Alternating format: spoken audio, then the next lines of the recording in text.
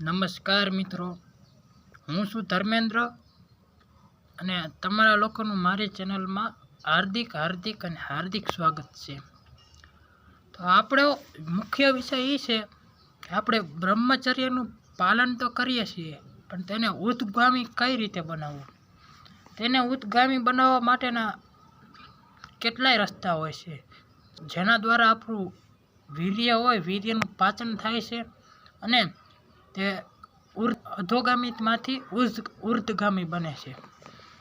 તેવી જ રીતે વીર્ય હોય તેને ઉદ્ગામી બનાવવાના પણ આસનો હોય છે, જેમ કે સિદ્ધાસન કેટલા પણ આસનો હોય છે.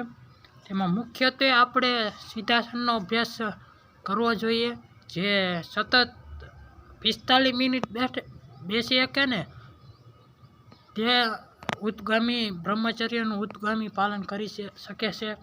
તેથી મિત્રો, આવા જ વિડીયો જોવા અમારી ચેનલને ધંભા ફિટનેસને સબસ્ક્રાઈબ કરો અને બેલ લાઇક બટનને દબાવો, જેથી અમારા આવનારા નવા વિડીયો તમારા સુધી પહોંચે અને ખબર પણ પડે કે બ્રહ્મચર્યનું મહત્ત્વ કેટલું છે, તેને પાલન કેવી રીતે કરવું.